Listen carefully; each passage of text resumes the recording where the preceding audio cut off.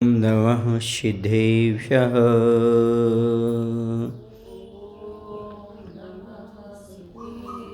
ॐ नमः सिद्धेभ्यः। ॐ नमः सिद्धेभ्यः। नमः श्रीवर्धमानाय निर्धूतकलिलात्मने सालोकानां त्रिलोकानां यद्विद्यादर्पणायते यद्विद्यादर्पणायते। बोलिए अहिंसा परमो धर्म की। देवादेव श्री आदिनाथ भगवान की। आचार्य गुरुदेव श्री विद्यासागर जी महाराज की। आचार्य समय सागर जी महाराज की।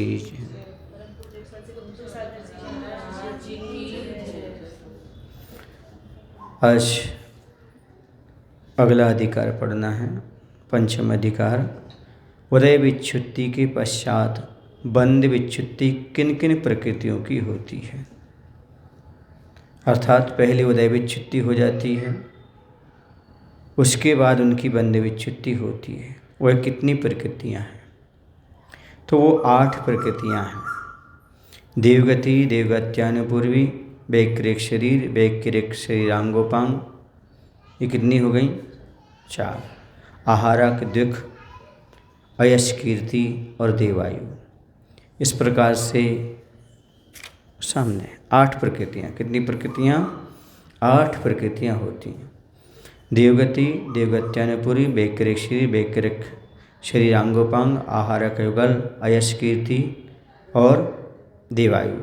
इन 8 प्रकृतियों की बंध विच्छुत्ति उदय विच्छुत्ति के पश्चात होती है। ठीक है ना? जैसे उदय विच्छुत्ति देवायु की 4थे गुण स्थान में है ना, बंध विच्छुत्ति 7वें में। इसी प्रकार के अन्य की देवगति, देवगत्यानुपूर्वी, वैक्रिक शरीर, वैक्रिक शरीरांगोपांग, है ना, आहारक युगल। अब किन प्रकृतियों की बंध विच्छुत्ति और उदय विच्छुत्ति साथ साथ होती है? यानी उसके बाद उसका उदय नहीं होता, उसके बाद उसका बंध नहीं होता। विच्छुत्ति का अर्थ मिथ्यात्, आतप, मनुष्य गत्यानुपूर्वी, स्थावर, सूक्ष्म, अपर्याप्तक, साधारण, संजन लोभ के बिना 15 कषाय। संजन लोभ के बिना 15 कषाय। ये तो हो गई मिथ्यात्, आतप, मनुष्य गत्यानुपूर्वी, स्थावर, सूक्ष्म, अपर्याप्त, साधारण। फिर संजन लोभ के बिना 15 कषाय, भय, जुगुप्सा, हास्य, रति, एक इंद्रिय आदि 4 जाति और पुरुष भेद। इन्हें 31 प्रकृतियों की बंध विच्छुत्ति और उदय विच्छुत्ति साथ ही होती है।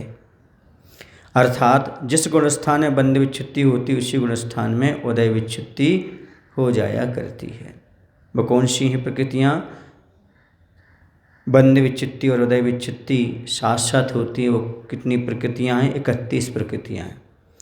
मिथ्यात्, आताप, मनुष्य गत्यानुपूर्वी, स्थावर, सूक्ष्म, पर्याप्त, साधारण और संजन लोभ के बिना 15 कषाय, भय, जुगुप्सा, हास्य, रति, ये 4, एक इंद्रिय, 4 जाति और पुरुष भेद।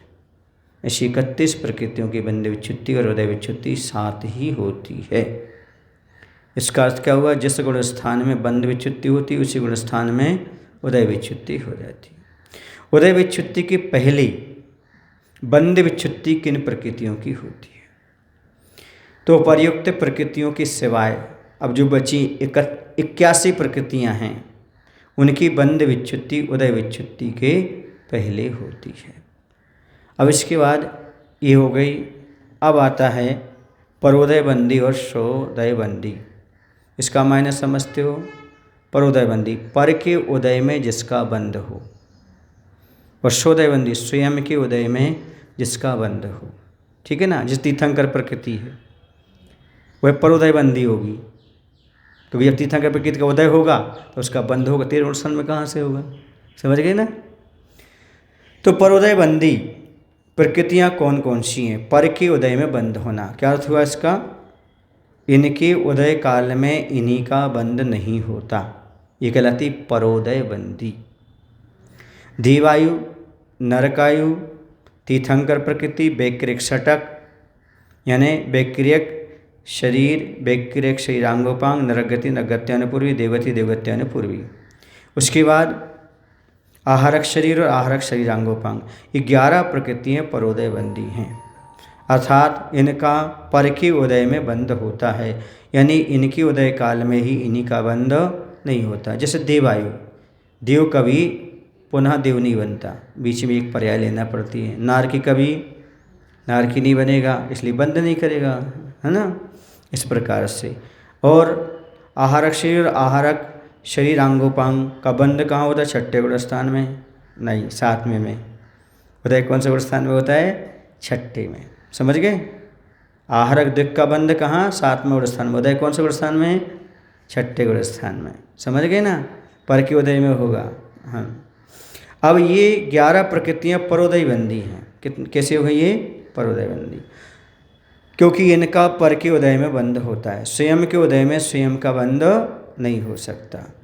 अब तीर्थंकर का लें, देवायु का लें, नर का, क्योंकि नारकी कभी तत्काल नारकी नहीं बनता, बीच में एक पर्याय लेना पड़ती है। नरक से नरकायु का बंध नहीं, देव से देव का नहीं, है ना, देव से नरक का नहीं, नरक से देव का नहीं।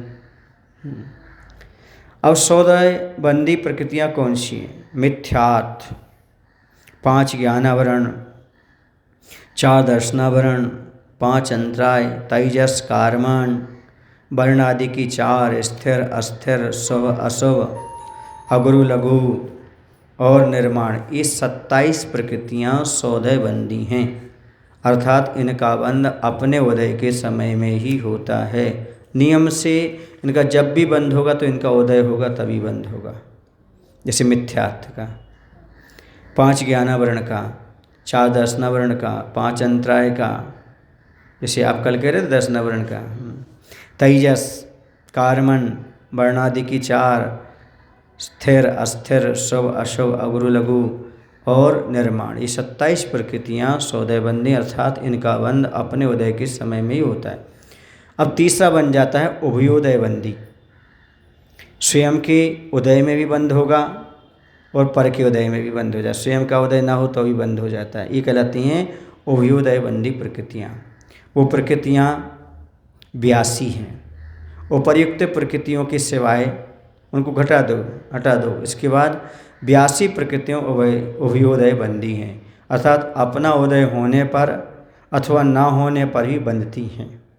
स्वयं का उदय हो तो भी और नहीं भी हो तो बंधता। अब निरंतर बंधने वाली प्रकृतियाँ,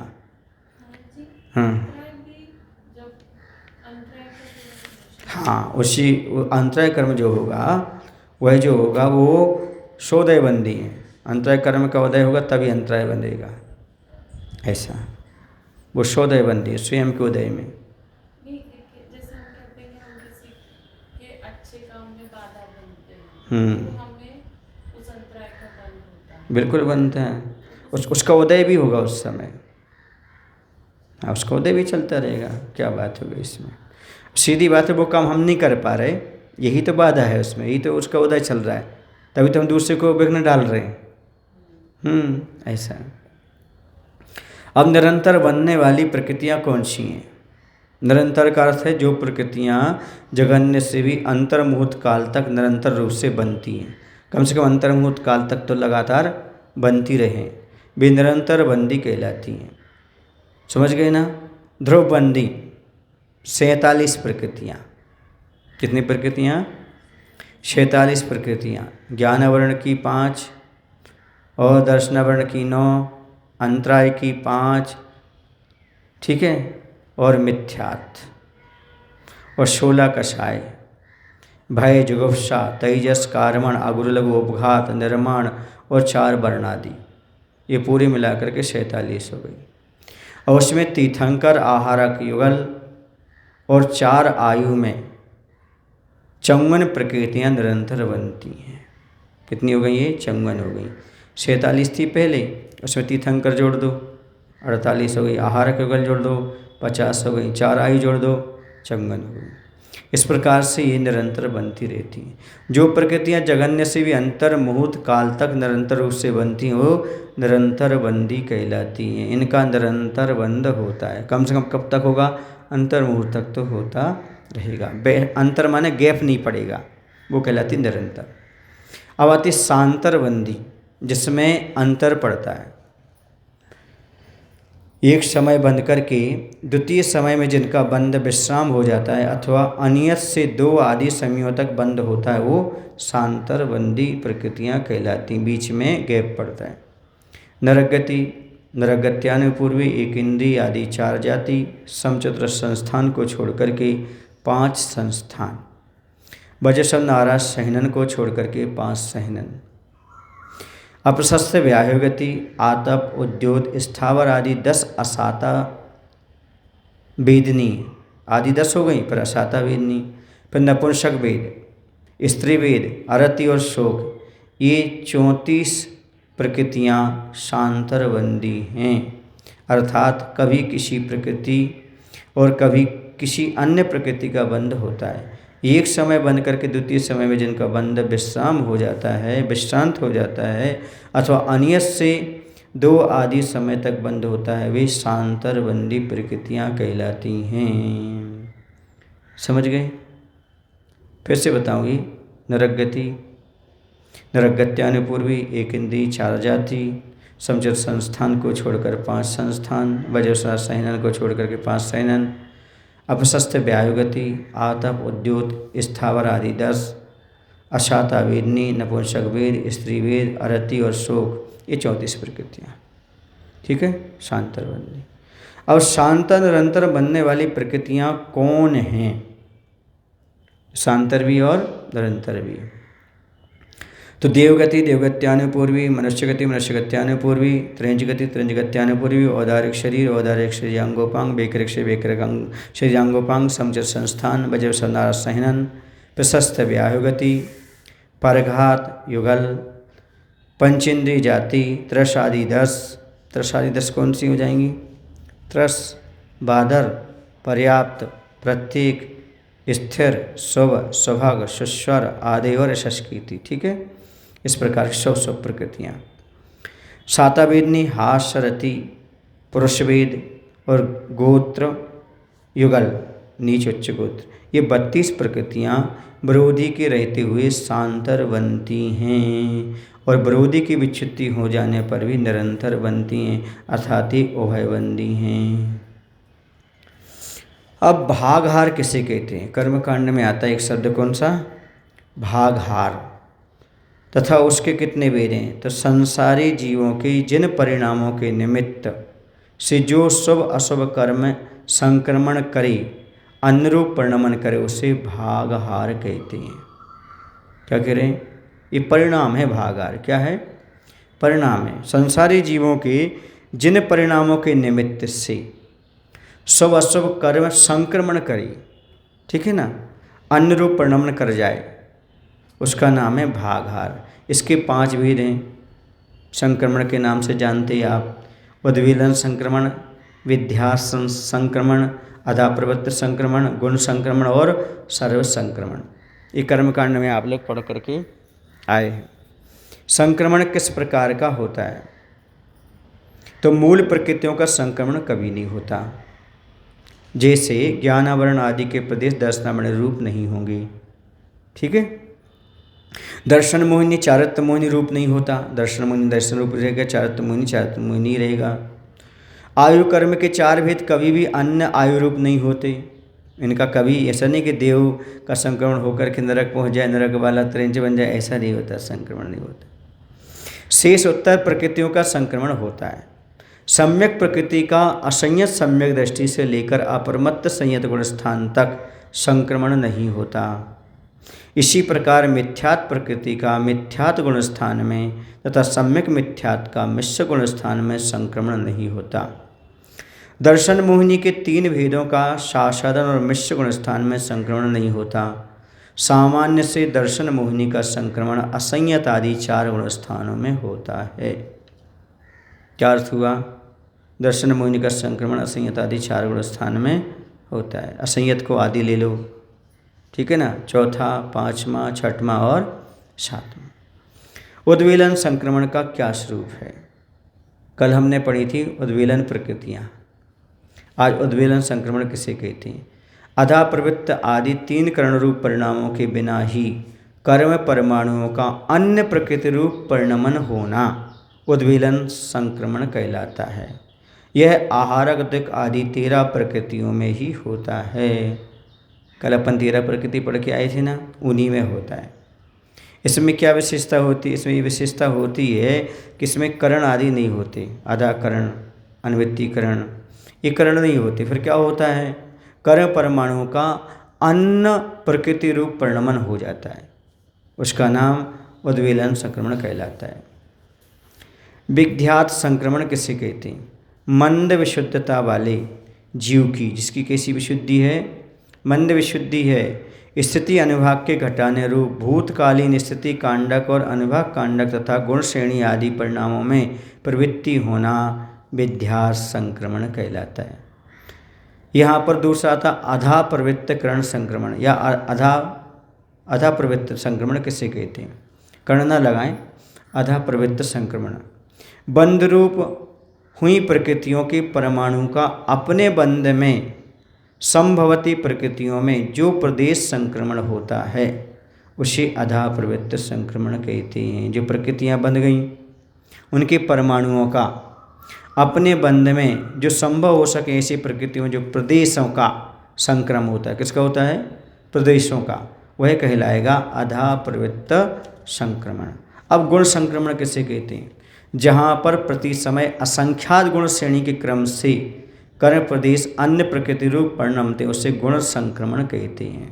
यहाँ गुण का अर्थ गुण श्रेणी ले लेना। क्या कहा? जहाँ पर प्रति समय असंख्यात गुण श्रेणी के क्रम से कर्म प्रदेश अन्य प्रकृति रूप परिणमते हैं उसे गुण संक्रमण कहते हैं। अब इसके बाद आता है सर्व संक्रमण किसे कहते हैं? अंतिम कांडक की अंतिम फाली के सर्व प्रदेशों का जो अन्य प्रकृति रूप नहीं हुए हैं ऐसे उन परमाणु का अन्य प्रकृति रूप होने को सर्व संक्रमण कहते हैं। इनको इतना ही समझ लो, ठीक है। अब करण समझो। करण आप लोग कई बार कहते हो निदत्ति निकाचत कर्म क्या है? ये निदत्ति निकाचत कर्म नहीं है, सुन रहे ना आप लोग? कर्मों की अवस्थाएं हैं। कर्म तो कितने होते हैं? 8 कर्म होते हैं। आप कहते हैं ये निदत्ति निकाचत कर्म क्या होते हैं? प्रश्न उठाते हैं आप लोग।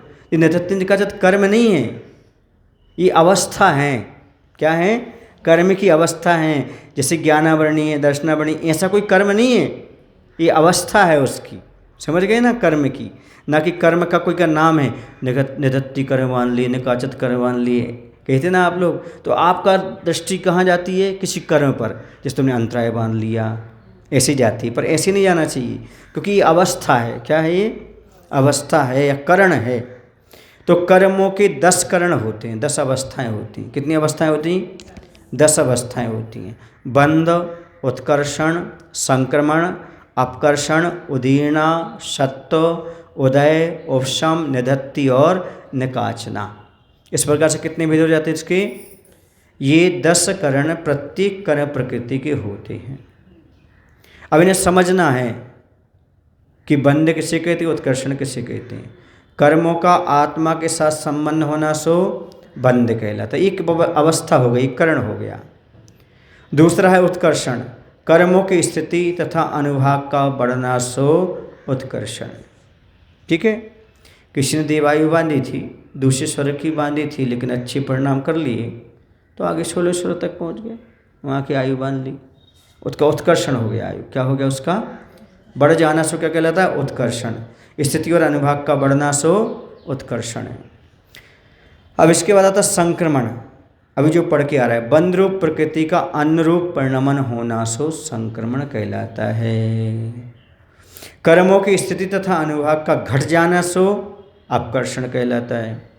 जैसे राजा सैनिक ने 7 में नरक की आयु बांधी 33 सागर की, घट करके कितनी बची? 84,000 बची। समझ गए ना? ये क्या हो गया? उसका कर्मों की स्थिति का घट जाना हो गया। अब उदयावली के बाहर स्थित कर्म द्रव्य को अपकर्षण के बल से उदयावली काल में लाना सो उदीर्णा कहलाती है। ठीक है ना? पहले ही उसको समय से पहले उदय में लाना सो उदीर्णा कहलाती है। अब बंधे हुए कर्म पुद्गल का कर्म रूप रहना सो सत्य है। किसी जीव ने स्थिति बांधी, कर्म बांध लिए, अब जब तक आबाधा काल बनी रहेगी, उदय में नहीं आएगा, समझ गए, तब तक वो सत्ता में पड़ा है, वो सत्य कहलाएगा। ठीक है, कर्म रूप में विद्यमान है।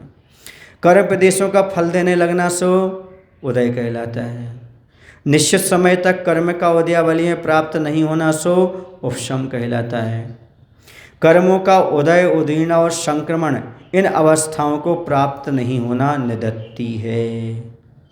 जिस कर्म का उदय, उदीर्ण और संक्रमण नहीं होता, इन अवस्थाओं को प्राप्त नहीं होता है, वह कहलाता निदत्ति।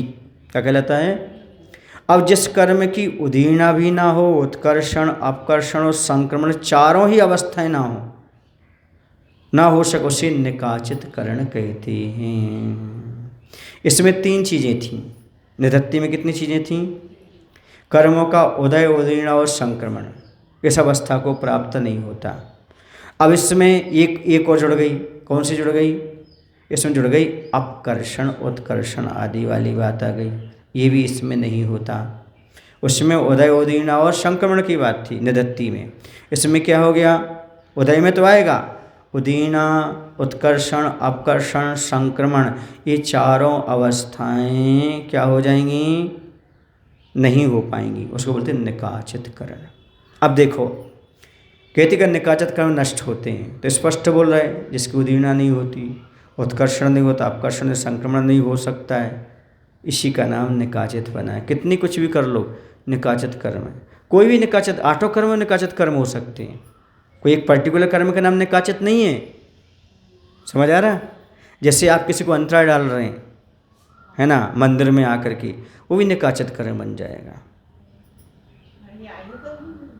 क्या आयु कर्म मतलब? हाँ, तो आयु कर्म तो वैसे ही कभी छूटता ही नहीं है। समझ आ रहा ना? उसमें भी यदि आपने कोई आयु कर्म बांधा है, यदि उसमें उत्कर्षण, अपकर्षण नहीं कर पा रहे, तो निकाचित मान के चलो, नहीं कर पा रहे आप, ऐसा समझ गए। लेकिन आयु कर्म का उत्कर्षण, अपकर्षण होता है। क्या होता है? उत्कर्षण, अपकर्षण होता है। यहाँ पर जिस कर्म का क्या ना हो, ना उदीर्ण हो सके, ना उत्कर्षण हो सके, ना अपकर्षण हो सके, ना संक्रमण हो, ठीक है ना, उसे कहते हैं निकाचित करण। क्या बोलते हैं? हाँ, वो तो फल दे करके ही जाएगा। हम लोग उस समय भोपाल में थे। कहाँ थे? भोपाल में। तो छुल्लक ध्यान सागर जी वहाँ पर विद्यमान थे। तो उन्होंने आचार्य से ही प्रश्न किया था कि महाराज जी, आचार्य ये तो बताओ कि ये निकाचितपना कैसे? तो आचार्य ने फिर उसको समझाया था अच्छी तरह से। वहाँ पर मिथ्यात आदि कर्म दिया हुआ है। क्या दिया हुआ है? निकाचित की तो परिभाषा यही है कि जिसमें किसी प्रकार का कोई परिवर्तन नहीं होता, ज्यों का त्यों फल देता है। कहने में आता है जिनमें दर्शन, जिन भगवान के दर्शन करने से निदत्ति निकाचिदस्स कलावय खय दंशनादो, लेकिन नीचे लिखा उसमें मिथ्यातादि कलावश्य खय दंशनादो। मिथ्यातादि प्रकृतियाँ नष्ट हो जाया करती हैं, क्योंकि ये भी कब से पड़ी हुई हैं, निकाचित जैसी तो है, बुरी फल दे रही हैं, इसलिए ऐसा उसका मान करके चलना चाहिए। अब ये जो 10 करण हैं, इनको समझ लेने पर बहुत कुछ समझ में आ जाता है। जैसे आखिर बंध क्या चीज़ है, कर्मों का उत्कर्षण कैसा है, संक्रमण क्या है, अपकर्षण घटना कैसा है, उदीर्णा कैसी, सत्व क्या है, उदय क्या है, उपशम क्या है, निदत्तीकरण क्या है और निकाचना क्या है। इस प्रकार से 10 करण बताए हुए हैं। समझ गए ना? ये 10 करण प्रत्येक कर्ण प्रकृति के होते हैं, ऐसा है, ऐसा आगम में मिलता है। प्रत्येक कर्म प्रकृति के पास ये होते हैं, इसलिए प्रत्येक कर्म निकाचित बन सकता है। क्या समझे? कोई पर्टिकुलर कर्म नहीं है, प्रत्येक कर्म निकाचित बन सकता है। जब लिखा है कि 10 कर्ण प्रत्येक कर्म प्रकृति के होते हैं, तो इसका मायना क्या है? कोई अलग से कर्म नहीं है, वो इसकी अवस्था है। जैसे बंद एक अवस्था है, उत्कर्षण एक अवस्था है कर्म की। उत्कर्षण कर्म नहीं है, एक अवस्था है। घटना कर्म नहीं है, कर्म का घटना और एक अवस्था है। इसी प्रकार से जो निकाचितपना है वह एक अवस्था है, ना कि कोई पर्टिकुलर कर्म का नाम है। क्योंकि आम लोगों की धारणा ये रहती है निकाचित कर्म क्या होता है, वो रहती कि नहीं रहती, कोई पर्टिकुलर कर्म का नाम है क्या निकाचित, नहीं, सब कर्मों में निकाचितपना पड़ता है। इस प्रकार का ये समझ लेना चाहिए। अब आता सम्यक्त आदि की प्रार्थना कितनी बार हो सकती है, अर्थात जीव सम्यक दर्शन ग्रहण करके कितनी बार छोड़ सकता है। तो प्रथमोपम सम्यक्त, छायोसम सम्यक्त, देश व्रत और अनंतानुबंध की विसंयोजना विधि, इन चारों को यह जीव अधिक से अधिक पल्ल के असंख्यात्मय भाग के जितने समय हैं उतनी बार छोड़ छोड़कर पुनः ग्रहण कर सकता है। पश्चात सिद्ध पद को नियम से प्राप्त करता है। असंख्यात बात ग्रहण करके छोड़ देता है। किसको? प्रथमोपम सम्यक दर्शन को, छायक सम्यक दर्शन को। ठीक है, कभी छायक तो छूटते ही नहीं, एक बार हुआ तो मुक्ति दे गई। अधिक से अधिक कितने भाव लेगा छायक सम्यक दृष्टि?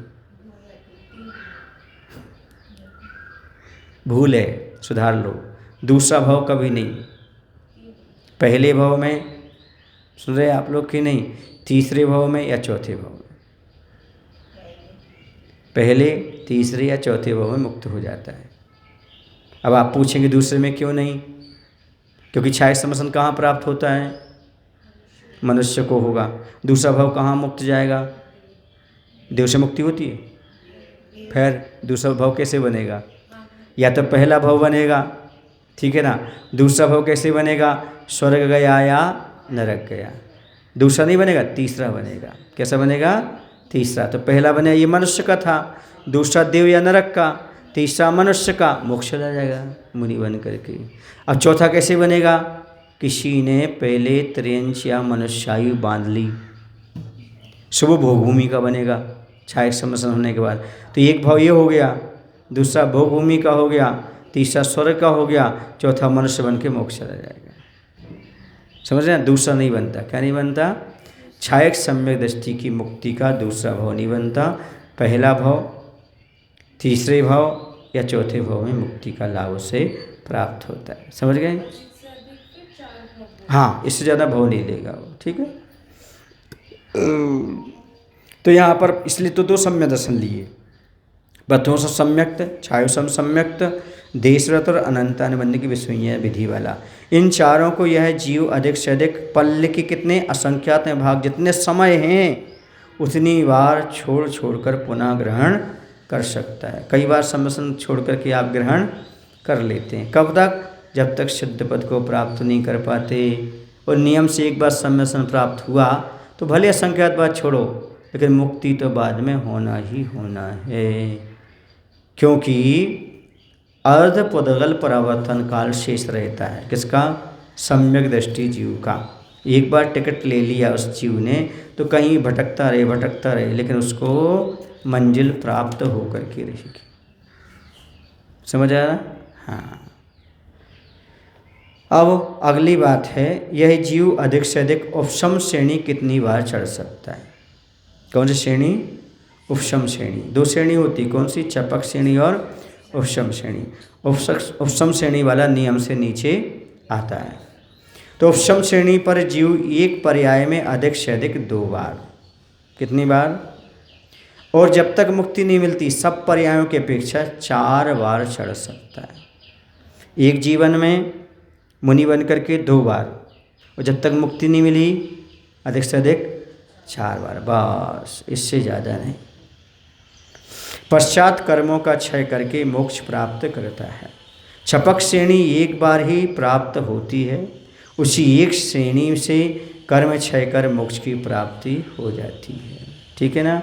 जीवन में एक ही बार होगी, और जब तक मुक्ति नहीं हुई तब भी, और जिसमें होगी, जिस भाव में छपक श्रेणी चढ़ेगा उसमें नियम से मोक्ष जाएगा। ठीक है? उपशम श्रेणी एक भाव में 2 बार, और जब तक मुक्ति नहीं मिली 4 बार। ठीक है? ये रूल्स समझ लेना, उपशम श्रेणी और छपक श्रेणी का। बोले महावीर भगवान की जय। आचार्य गुरुदेव श्री विद्यासागर जी महाराज की जय। नहीं, पंचम काल में नहीं। पंचम काल में जो है सप्तम गुण स्थान से ऊपर नहीं जा सकते, इसलिए यहाँ पर श्रेणी नहीं है। ठीक है ना? शहनन भी नहीं है, श्रेणी भी नहीं है, शुक्ल ध्यान भी नहीं है। शहनन के अभाव में श्रेणी हाँ, नहीं चढ़ सकते। बोधि समाधि परिणाम शुद्धि स्वात्मोपलब्धि शिव शौख सिद्धि चिंतामणिं चिंतित वस्तुदाने तां वन्दे मनुष्यमस्तु।